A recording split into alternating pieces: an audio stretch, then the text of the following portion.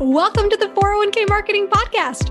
Are you ready to be the go-to expert in the retirement plan community? Listen in as we share ideas, resources, and best practices that you can use to professionalize your firm, demonstrate your authority, and earn more 401k business.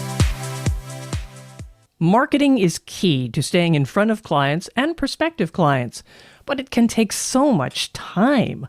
Well, your host, Sasha Cibrian of 401k Marketing, is here with some secret weapons for efficiency and speed. I'm Patrice Sikora. Sasha, let's start with automation. How can a retirement plan advisor automate marketing?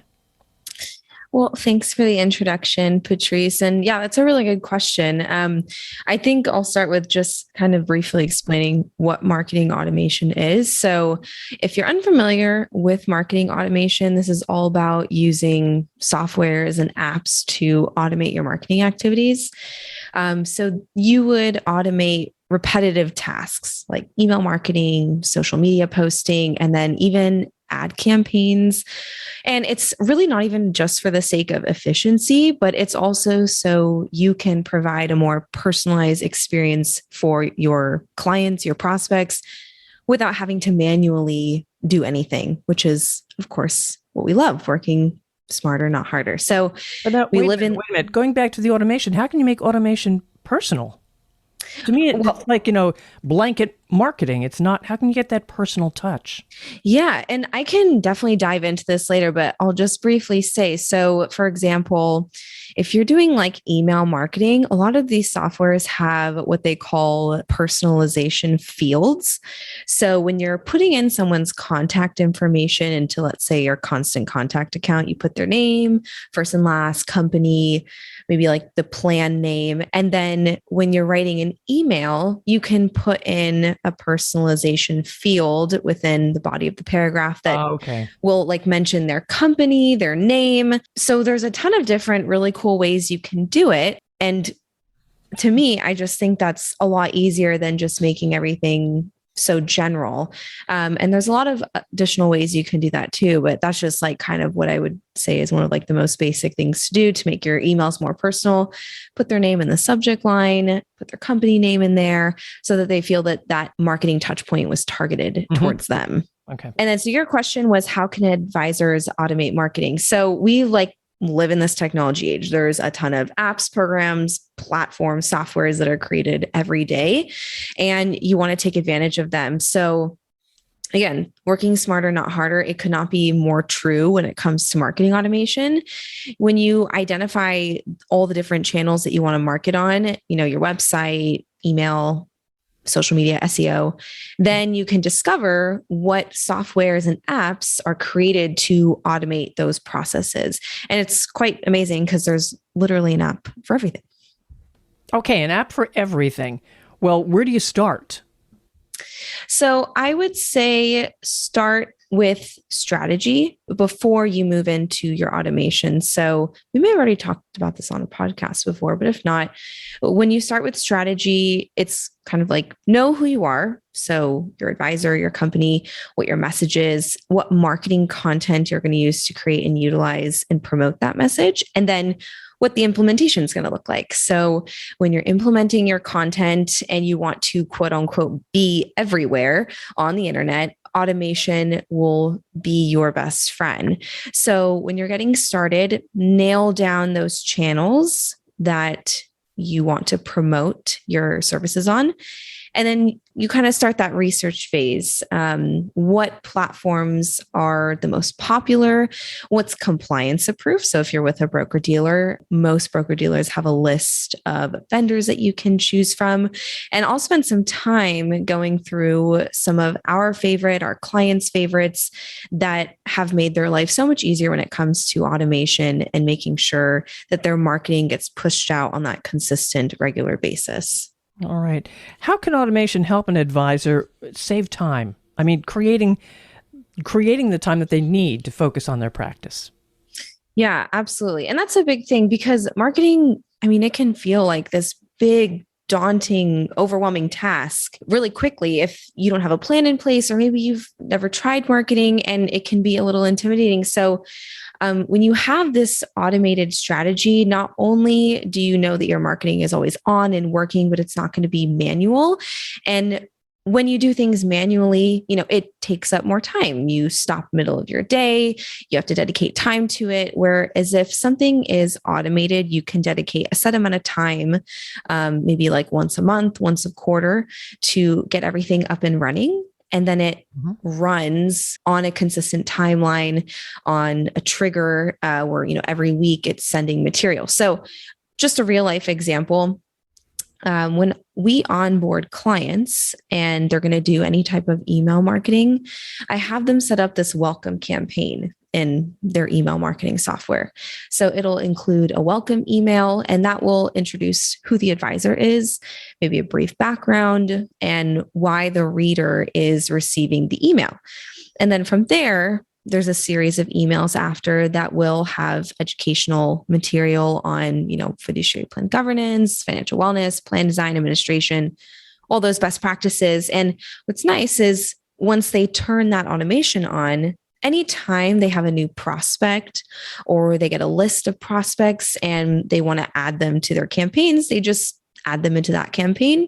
They all start with the welcome email, and then they receive those emails moving forward. And it's great because now they know that they have a process, they're consistent, and that their prospects will be receiving those timely and relevant content pieces without, the advisor needing to do it manually, take time away from their business and their practice.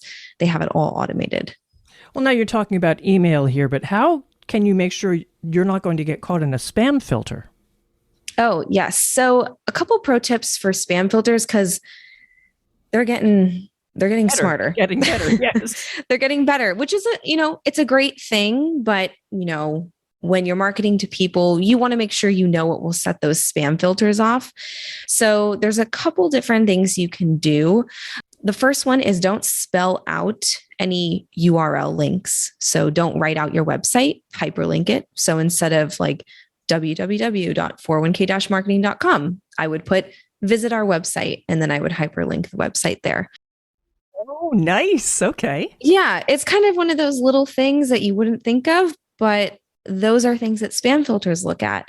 That's why you use call to action buttons. I mean, yeah, good information to not set off those spam filters. Another one is email authentication settings. So what you can do is connect a real domain or your own domain to your Constant Contact account, your MailChimp account. I maybe in our podcast notes, I'll include like a best practices guide for this because it's a little too complex to say Sure. Because every platform is different. But what this does is it takes away the URL that your email provider auto generates for you.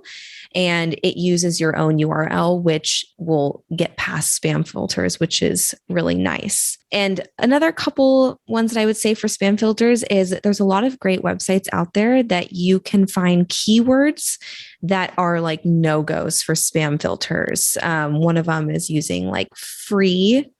Spam filters don't like that word. Multiple exclamation points, all capital letters, things that you wouldn't even think about, but spam filters recognize those things and, they flag them. So I'll definitely remember to include some best practices in the show notes because those are really important and really easy to adjust if you're doing those right now. That's great. What about social media? You got any hints there? Yeah. So I think my biggest tip for automation on social media is using a social media scheduler. Now, I will say that LinkedIn in particular, it likes engagement. So when you're looking at your overall social media strategy, don't just limit it to scheduling posts, still get on LinkedIn and connect with people and engage. But using a platform like Hootsuite, Hearsay is another one. I believe that's very compliance friendly so that you can just schedule a couple posts throughout the week, throughout the month. And then, you have your separate time that you go onto LinkedIn and do real person to person connections. But if you're sharing blog articles or if you're sharing videos, you can do all of that through a social media scheduler. And I mean, things like that, social media schedulers, email marketing platforms, they can be fairly inexpensive too, which is nice. And sometimes they can even be free. So, there should be no reason that no one's not using them, taking advantage of them. Just always make sure that they're compliance approved. You're reading my mind. What are some of the best low-cost digital tools? Yeah. So I would say like free social media, YouTube, Google Analytics. Those are all free. Email marketing, it depends on how big your list is. So I would say like our clients spend on average like $40 a month. They have a list anywhere from 500 to 1,000 contacts. If you have any more, you might maybe get up to $100 a month. Probably not. Social media scheduler, less than $50 a month, probably around 20. Project managers, those I would say are the more expensive ones because sometimes they're associated with your CRM. So that just depends. But the internet is full of all these wonderful free resources. So a lot of these programs you usually can start free and then you can upgrade to a paid program. But those that I just listed, social media, YouTube, Google Analytics, those are all free that you can have access to right away that are really great for automation and also, collecting, reporting, and data too. All right, I'm going to ask you in a little bit about how to learn to use all these things. But first, you're talking about great marketing campaign here, emails and social media. What if you just are not artistic and you can't design much of anything? Where can you get help? That's a great question. And I feel like that's something that is tough because you want your materials to look amazing, but good design can, cost money. And I say we're a design firm and it takes a lot of time to create beautiful looking material. However, there are some really great resources out there that can help you create simple designs that do make a really large difference in your engagement with your clients and your prospects when you have those design pieces. So my secret weapon, because I'm actually the only person at my firm that doesn't design anything. So when I'm looking for something very quick and easy to make a social media post, I use Canva, Canva. Awesome website, comes with a ton of templates, drag and drop features, and it's just really easy to create little elements that you need here and there for your email templates, your social media posts. I think you can even do like videos and GIFs on there now. So maybe if you ever need to create things like that, that's a really great resource to have on hand for those smaller projects. And then, for bigger projects, you want to make sure everything is always aligned with your brand. So, if you're looking to create maybe bigger pieces or you want consistency across all your campaigns, sometimes it's great to outsource your, branding and marketing to a firm or hire, a designer, because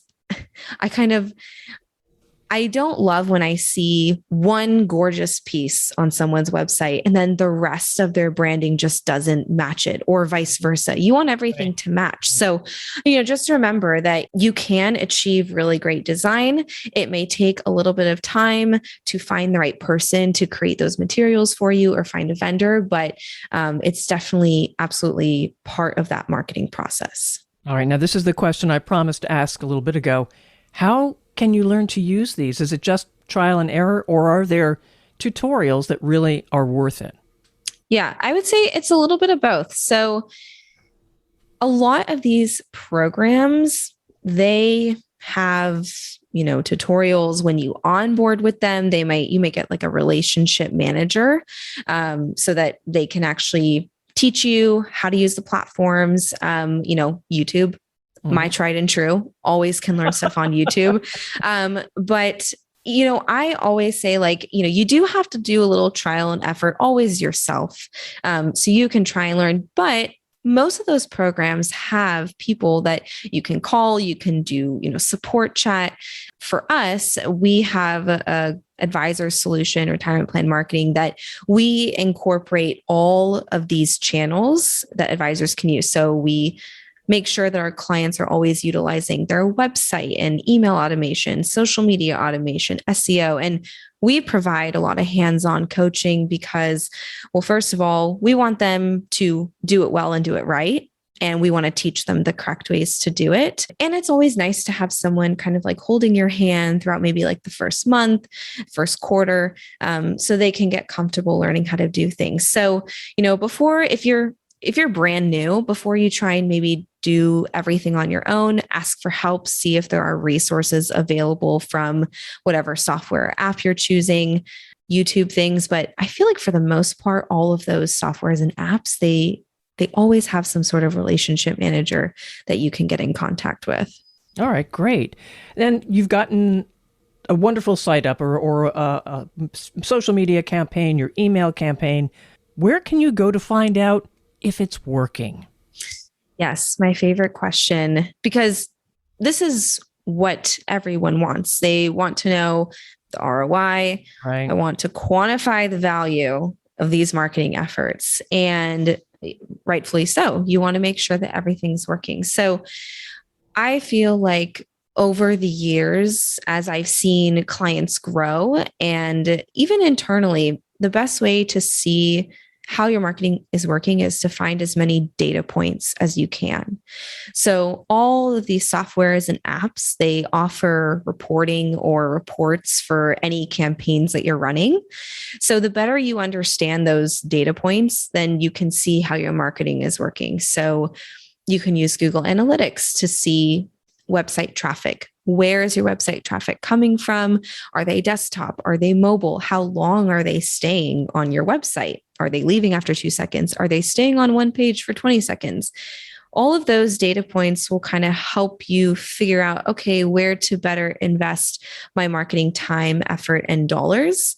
For LinkedIn, you can measure your engagement, connection growth. Your company page always provides data. Email, strong, consistent open rates. How many people are unsubscribing? What content are people more attracted to on email marketing? You can run A and B tests. And then, of course, looking at your SEO, which is, I think, becoming more and more important. So where do you rank on Google? What keywords do you need to be attaching to your website and your website copy? There's so many options for collecting data points. And the more familiar you get with these softwares that you use, the more you'll be able to utilize them. And then all of that, it leads to, better brand awareness, recognition in your local territory, better referrals, inbound flow of prospects, and then closing more business, which is what we all want. Absolutely. Sasha, there is so much here, and we will have those links in the show notes for people who want to go in depth. But is there something we haven't mentioned that you think we should? I feel like the one thing that I would leave people with today is automation is really that cure for feeling overwhelmed with marketing, especially if you're maybe a small team or you have a lot of ideas. You don't know how to start or implement them. Getting an automation strategy down is so useful. I'll link some of my favorites, like sources and just places I go to for inspiration on automation and how I can better use it. Because the marketing industry is always changing. Technology industry is always changing. And when you have these processes in place, they truly make your marketing and your life so much easier. You know that things are always on and running these touch points, because I know I probably don't even have to say this, but the sales cycle in our industry is so long, and it can be so long. So having these processes in place as people are going through your sales cycle, even with your clients, client retention, having these marketing automations in place, it keeps everyone happy. But other than that, I feel like we covered a lot. I was chatting a lot. So I think I covered everything. It was a good chat, though. Very good. And if listeners want to reach out to you, how can they do that? You can email me directly. I was telling Patrice before, this is my wheelhouse. So if you have any questions, you can email me, Sasha at 401k-marketing.com. You can always visit our website, 401k-marketing.com, or visit our new retirement plan marketing website that just launched a few months ago, completely revamped, retirement-plan-marketing.com.